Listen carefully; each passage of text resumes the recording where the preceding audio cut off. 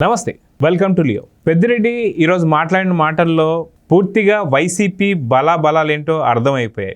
కాకపోతే దాన్ని ఒప్పుకోలేక మేము పిఎసి చైర్మన్ ఎలక్షన్ని మేము తిరస్కరిస్తున్నామని చెప్పి మాట్లాడుతున్నారు. నిజంగా తిరస్కరిస్తున్నారా లేదా బలాలు అసలు లేకపోవడం వల్ల ఇదంతా జరుగుతుందా అనే దానిపై మనతో పాటు సీనియర్ జర్నలిస్ట్ దుర్గా కుమార్ గారు ఉన్నారు. వారి మాటల్లో విందాం. సార్ నమస్తే. నమస్కారం జగన్ గారు, మన వీక్షకులు కూడా నమస్కారం. 151 సీట్ల నుంచి 11 స్థానాలకు పరిమితమైనటువంటి ఒక వైసీపీ ఈరోజు ప్రతిపక్ష హోదా కూడా లేదు. అయితే పెద్దిరెడ్డి రామచంద్రారెడ్డి ఏదైతే మాట్లాడుతున్నారో ఆయన మాట్లాడుతూ నిజంగా మాకు ప్రతిపక్ష హోదా కూడా ఇవ్వలేదు అంటూ మళ్ళీ మాట్లాడుతున్నారు. సో అది కాక పిఎసి చైర్మన్కి సంబంధించి సరైనటువంటి వాళ్ళకి సరైన కౌంట్ కూడా లేకపోయినా సరే వీళ్ళు ఎందుకని ఇప్పుడు దీన్ని మేమే తిరస్కరిస్తున్నాం, మేమే వదిలేసాము అన్నట్టు మాట్లాడేదాన్ని ఎలా చూడాలంటారు? ఇది జగన్ గారు, బలం లేని సాట అధికులు మనరాదు అనే ఒక సామెత గతంలో ఉంది. బహుశా వేమన్ గారు చెప్పారేమో. అది చాలా కరెక్ట్ అయిన సందర్భం ఇది. ఎందుకంటే ఎక్కడ మన మాట చెల్లుతుందో అక్కడ మనం ప్రవర్తించాలి. లేదు మనకు అంత బలం లేనప్పుడు గౌరవంగా పక్క తప్పుకోవాలి. అన్ని సాట్లకి మనమే వెళ్ళి మనం అన్ని సాధిస్తాము అని అనుకోకూడదు. ఇప్పుడు ప్రతిపక్ష హోదా ఇవ్వమని చెప్పి జగన్మోహన్ రెడ్డి గారు రాజ్యాంగ వేదికల దగ్గరికి వెళ్ళాడు, వ్యవస్థల దగ్గరికి వెళ్ళాడు. అసలు ప్రజలిచ్చే పదవి రాజ్యాంగ వ్యవస్థల దగ్గరికి వెళ్ళి అడుక్కోవటం ఏంటండి? నీకు 151 స్థానాలు ఇచ్చినప్పుడు ఏ రాజ్యాంగ వ్యవస్థ ఇచ్చింది? ముఖ్యమంత్రి పదవి ప్రజలు ఇచ్చారు. నువ్వు దాన్ని నిలబెట్టుకోలేకపోయి ఏ ప్రజలైతే నీకు ఆ పదవి ఇచ్చారో ఆ ప్రజలనే నువ్వు ఒక శత్రువులుగా భావించావు. వాళ్ళ మీదే దాష్టికాలు దాడులు చేసావు, వాళ్ళని వేధించావు, వాళ్ళ రక్త మాంసాలు తాగేశావు. ఆ మాట మనం అంటలేదు, వాళ్ళ సొంత చెల్లెలు కూడా అంటుంది. ఈ మద్యం ద్వారా ప్రజల పేదల రక్తం తాగాడని. తర్వాత డాక్టర్ సునీత గారు కూడా ఏం చెప్పింది? వైఎస్ఆర్సీపీ పార్టీ పునాదులు రక్తంతో తడిచినాయి అని. ఫస్ట్ వివేకానంద రెడ్డి గారు రక్తంతో తడిపి చేశాడు, ఆ తర్వాత అన్ని వర్గాల ప్రజల రక్తంతోనూ తడిపాడు. అంటే మనం చేస్తాం గోడల క్యూరింగ్ అని వాటర్ కొడతాం, ఆయన అట్లా వాటర్ కొట్టకుండా రక్తం కొట్టి పునాదుల్ని గట్టి చేసుకున్నాడు. అట్లాగే ఇవాళ తనకి ఇవ్వంది ఎవరు? ప్రజలు ఇవ్వలేదు. ఆయన 11 స్థానాలకి మీరు చెప్పారు, 151 నుంచి 11 స్థానాలకి. అది ప్రజలు ఆయనకి నువ్వు ముఖ్యమంత్రిగా నీకు ఇచ్చినప్పుడు నువ్వు సరైన విధంగా వ్యవహరించలేదు, ప్రజల పట్ల వ్యవహరించలేదు, రాష్ట్ర నిధుల పట్ల వ్యవహరించలేదు, రాష్ట్ర అభివృద్ధి పట్ల వ్యవహరించలేదు, ప్రజల పట్ల లేకపోతే ప్రజా ప్రతినిధుల పట్ల కూడా నువ్వు వ్యవహరించలేదు. నీ సొంత మంత్రివర్గ సభ్యులను కూడా నువ్వు కలవటానికి అది ఒక నియంతృత్వ ధోరణిగా జరిగింది తప్ప అది ఒక ప్రజాస్వామ్యంగా జరగలేదు. తర్వాత అసెంబ్లీలో ఒక పవిత్రమైనటువంటి ప్రాంగణంలో నువ్వు అశ్లీలమైనటువంటి మాటలు, గృహిణుల మీద నీలాప నిందలేసి ఎన్నో ఆరోపణలు చేయడానికి అదొక వేదికగా ఉపయోగించుకున్నావు. నీకు మేమిచ్చిన అవకాశం ఆ ప్రజావేదిక నుంచి ప్రజలకి మేలు చేసే పనులు చేయమని, తీర్మానాలు చేయమని, మంచి మంచి వర్కులు శాంక్షన్ చేయమని, వాటిని అమలు చేయమని. నువ్వు నీ స్వార్థానికి నీ డబ్బులు చేసుకోవటానికి నువ్వు చేసుకున్నావు. తను స్వయంగా ఇచ్చిన మద్యపాన నిషేధం, సంపూర్ణ మద్యపాన నిషేధం, నా చెల్లెళ్ళ పసుపు తాళ్ళు కాపాడటానికి నేను ప్రయత్నిస్తాను, 4 సంవత్సరాల్లో నేను నిషేధం పెడతాను. నువ్వు ఒక నాసిరకం మద్యం చేసి అనేక మంది పసుపు తాళ్ళు తెంచి వితంతు పెన్షన్లకు అప్లై చేసి వితంతు పెన్షన్ల సంఖ్య పెంచేందుకు సహాయపడ్డావు. ఈ విధంగా నువ్వు ఎట్లా కూడా ప్రజలకి నువ్వు దూరంగా ఉన్నావు, ప్రజలు కూడా నిన్ను ఇప్పుడు దూరంగా పెట్టారు. అట్లాంటి సందర్భంలో నీకు ప్రతిపక్ష హోదా లేనప్పుడు పబ్లిక్ అకౌంట్స్ కమిటీ అనేది ప్రతిపక్షానికి ఇస్తారండి. ఇప్పుడైనా అది సాంప్రదాయం. మనం బ్రిటిష్ పార్లమెంటరీ సాంప్రదాయాలను యథాతథంగా పెట్టుకున్నాం. మన అంబేద్కర్ గారు అది మంచి పార్లమెంటరీ వ్యవస్థ పూర్వకాలం నుంచి ఉంది. ఆ సాంప్రదాయం ప్రకారం పబ్లిక్ అకౌంట్స్ కమిటీ అనేది ప్రతిపక్ష పార్టీ ఎవరిని ప్రతిపాదిస్తే వాళ్ళకి ఇస్తారు, ఒక వ్యక్తికి. అయితే గతంలో తెలుగుదేశానికి ప్రతిపక్ష హోదా ఉంది, అప్పుడు పయ్యావుల కేశవులు గారిని వాళ్ళు నామినేట్ చేశారు. అది నిబంధనల ప్రకారం ఇచ్చారు, ఎవరు దయాదాక్షిణ్యాల మీద కాదు. అది అక్కడ శాసనసభ వ్యవహారాల సచివాలయం ఒకటి ఉంది, అసెంబ్లీలో అసెంబ్లీ వ్యవహారాలకి ఒక కార్యదర్శి కూడా ఉంటాడు, అక్కడే ఉంటాడు.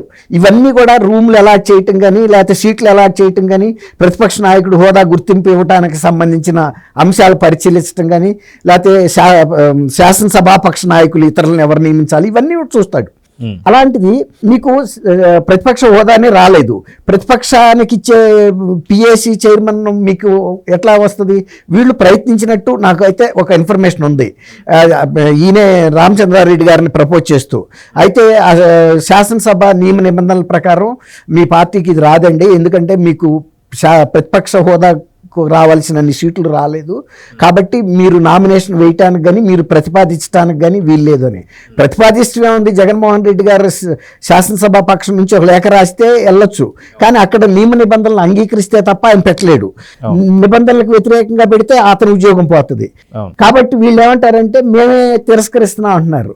ఇప్పుడు అందని ద్రాక్ష పండు పుల్లనాని ఒకవేళ కనుక అందితే ఎందుకు తీసుకోరు? అది ఒక క్యాబినెట్ హోదా, తర్వాత ప్రభుత్వం చేసే తప్పులన్నింటినీ అధికారికంగా అకౌంట్లు రికార్డుల్ని చూడగలిగిన అధికారం చిక్కుతుంది అక్కడ. ఏ అకౌంట్ని ఏ శాఖకు సంబంధించిన పొద్దుల్ని తీసుకురావాలన్నా ఆర్థిక శాఖ అంశాలు మా ముందు పెట్టమంటే స్పష్టంగా పెట్టాలి అక్కడ, ఎందుకంటే అది హక్కు పబ్లిక్ అకౌంట్స్ కమిటీ చైర్మన్కి. అలాంటి అవకాశాన్ని ఏ ప్రతిపక్ష పార్టీ అయినా వదులుకుంటుందండి?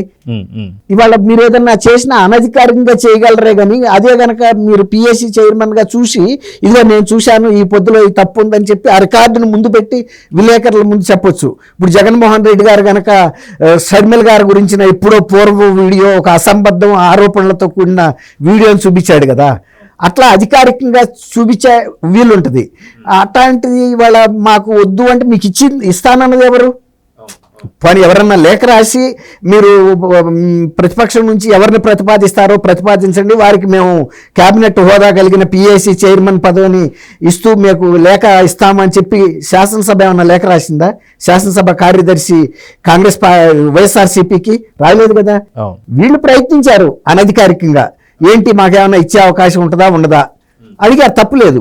అడిగితే వాళ్ళు కూడా నియమ నిబంధనల ప్రకారం ఇవ్వడానికి స్కోప్ లేదని. ఒకవేళ వీళ్ళు ప్రతిపాదించినా అది బుట్టదాఖలు అవుతుంది తప్ప.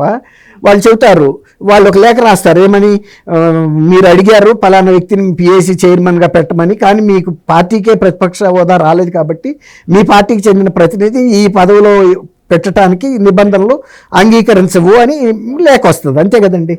అయితే ఇందాక పెద్దిరెడ్డి మాట్లాడుతూ కూడా అంతకుముందు చాలా గంభీరంగా మాట్లాడే స్వరం కూడా పూర్తిగా మూగపోయినట్టుగా చాలా వణుకుతూ మాట్లాడుతున్న సందర్భాన్ని చూసాం. అయితే ఈ మాటలు వింటున్న ప్రతి ఒక్కరికి కూడా అర్థమవుతున్న పాయింట్ ఏంటి అంటే, అతి తొందరలో వైసీపీ పార్టీ పూర్తిగా మొగేనుందా లేదా విలీనం కానుందా అని చెప్పి. ఎందుకంటే పెద్దిరెడ్డి మాట్లాడేటువంటి యొక్క స్వరంలో ఆ యొక్క గంభీరం అయితే కనిపించడం. దీన్ని చూస్తే మీకేమనిపిస్తుంది? అంటే జగన్మోహన్ రెడ్డి గారు వేస్తున్న ప్రతి అడుగు కూడా ఆటో ఇమ్యూన్ డిసీజ్ అంటారండి. మన శరీరంలో ఉన్న కణాలే మనం శరీరం ఆరోగ్య వ్యవస్థ మీద దాడి చేస్తాయి. అట్లాగే ఇప్పుడు వైఎస్ఆర్సీపీలో జరుగుతున్నది ఏంటంటే, వాళ్ళ పార్టీలో అంతర్గతంగా కార్యకర్తలే వాళ్ళ పార్టీ విధానాలని లేకపోతే జగన్మోహన్ రెడ్డి వ్యక్తిగత వ్యవహార శైలిని, ఆయన తీసుకున్న అంశాలని, వాటిని అంటే వాటి మీద ఆయన మాట్లాడుతున్న తీరు అన్నీ కూడా బూమరాంగ్ అవుతుంటే నాయకుల్లో ధైర్యం సడలిపోతుంది. ఇప్పుడు ప్రతి అంశంలోనూ మనకు సెల్ఫ్ గోల్ కొట్టుకుంటున్నారు. అవతల పార్టీ వీళ్ళని చేయకర్లేదు. ఇప్పుడు వీళ్ళు స్వయంగా చేసే తప్పుల మూలన పార్టీ బదనాం అవుతుంది. ఇక ఈ పార్టీ బతికి బట్టకట్టదు, ప్రజల పక్షాన్ని నిలబడదు అనేది అందరూ చూస్తున్నారు. వైఎస్ఆర్సీపీ పార్టీ సీనియర్ నాయకులు కూడా అంతర్గతంగా ఒక అవగాహనకు వచ్చేసారు. ఎందుకంటే జగన్మోహన్ రెడ్డి చెబితే వినడు, చాదస్తపు మొగుడు చెబితే వినడు, కొడితే ఏడుస్తాడన్న ఏదో సామెత ఉంది. అట్లాగే తనకు అవగాహన ఉండదు, అవగాహన ఉండాలి చెబితే వినడు. ఇప్పుడు ఆయనకి సరైన సలహాదారులు లేరు. పాత సీసాలో కొత్త సీసాలో పాత సారా అన్నట్టు మళ్ళీ సజ్జల రామకృష్ణారెడ్డి దిక్కయ్యాడు పార్టీకి. ఆయన మూలానే 151 నుంచి 11 స్థానాలకి పడిపోయామని పార్టీలో అంతర్గతంగా చాలామంది ఆయనకి చెప్పారు, బహిరంగంగా ప్రకటనలు ఇచ్చారు, అలాంటి వ్యక్తిని పార్టీకి దూరంగా పెట్టమని చెప్పారు. కానీ అంతకన్నా దిక్కు లేని పరిస్థితుల్లో ఆయన్నే తెచ్చుకున్నారు. ఇవాళ మళ్ళీ ఆయనే అన్ని ఇట్లా నేనే అంటున్నాడు. కాబట్టి పార్టీ వ్యవస్థాపకంగా కూడా పార్టీ అంతర్గతంగా కూడా అసంతృప్తి ఫుల్గా ఉంది. జగన్మోహన్ రెడ్డి గారు చూడండి, ఆఖరికి వాళ్ళ చెల్లెళ్ళు జీవితాన్ని కూడా మళ్ళీ తీసుకొచ్చి, ఇప్పుడు ఆమెమో సైన్యం అంటుంది, ఆ సైన్యానికి అధ్యక్షుడే అలా వ్యవహరించాడు సొంత చెల్లెల మీద. కాబట్టి ఈ పరిస్థితుల్లో ఏ పార్టీ అయినా మనుగడ సాగాలంటే ఒక రాజనీతి ఉండాలి, ప్రజల పట్ల చిత్తశుద్ధి ఉండాలి. అది ప్రజలకు కూడా అర్థం కావాలి. మన వ్యవహార శైలి కూడా ప్రజల కోసం పోరాడాలి. ఇవాళ ప్రజల పక్షాన పోరాడమని 11 సీట్లు ఇస్తే నేను శాసనసభకి వెళ్ళనంటం అనేది ఎవరి మీద అలిగినట్టు? ప్రజల మీద అలిగినట్టు, అంతే కదా. ఇవాళ టీడీపీకి వచ్చిన నష్టమే ఉంది. టీడీపీ సభ్యులు వాళ్ళ వ్యవహారాలు, వాళ్ళు నియోజకవర్గాల గురించి మాట్లాడుకుంటున్నారు, వాళ్ళ సమస్యలు చెప్పుకుంటున్నారు. మరి ఈ 11 నియోజకవర్గాల ప్రజలు ఏం పాపం చేసుకున్నారు. ఇంకోటి ఏంటంటే వాళ్ళు 11 నియోజకవర్గాలకి పరిమితం కాదు జగన్ గారు. వాళ్ళు రాష్ట్రంలో అన్ని నియోజకవర్గాల తరపున అందరు ప్రజల తరపున కూడా ప్రాతినిధ్యం వహించాల్సిన బాధ్యత ఇప్పుడు వాళ్ళ మీద ఉంది. నీకు ఓటేసిన వాళ్ళ తరపున నువ్వు ప్రాతినిధ్యం వహించాలి. ఆయనే చెబుతున్నాడు 35% పీపుల్ నాకు ఓట్లు వేశారని. ఆయన మరి ఆ 35% తరపున అయినా కూడా ఆయన మాట్లాడాలి కదా. తర్వాత ఇంకోటి, అధికార పార్టీకి ఏమైనా ఓట్లు వేసిన వాళ్ళు కూడా ఆ పార్టీ ఏమైనా తప్పులు చేస్తే సవరించే బాధ్యతను వీళ్ళకి ఇచ్చినట్టే కదా ప్రతిపక్షానికి. ఆ రకంగా చూసినా కూడా ఆయన ప్రజలు ఇచ్చిన బాధ్యతల నుంచి తప్పుకెళ్ళిపోయిన పార్టీ ఇంకోసారి వెళ్ళి మళ్ళీ మమ్మల్ని ఎన్నుకోమని ఎట్లా అడుగుతుంది? మనం ఇప్పుడు నాకు ఒక పని చెప్పారండి, నేను ఆ పని చేసుకుని వస్తే మీరు ఇంకో పని చెబుతారు, మీ దగ్గర నన్ను ఉంచుకుంటారు. మీరు చెప్పిన ఫస్ట్ పనే చేయకపోతే మళ్ళీ వచ్చి నేను మిమ్మల్ని పని అడగలేను, మీరు ఇవ్వను లేరు. సేమ్ వైఎస్ఆర్సీపీది కూడా ఒక లేమ్యాన్ లాంగ్వేజ్లో ఒక సాధారణ ప్రజల భాషలో చెప్పాలంటే అంతే. అవును అవును. సో చూద్దాం సార్, ఖచ్చితంగా పిఎస్సి చైర్మన్కి సంబంధించి వాళ్ళు మేము నించోవట్లేదని చెప్పేసి కాదు, ఖచ్చితంగా వాళ్ళకు ఉన్నటువంటి ఒక పర్సంటేజ్ ఆఫ్ ఓట్స్ కూడా సరిగ్గా అనర్హత ఉంది కాబట్టి సో చూద్దాం జరగబోతుంది. నమస్తే. థ్యాంక్ యూ జగన్ గారు. మన వీక్షకులు కూడా నమస్కారం. Please subscribe to Leo news for more videos.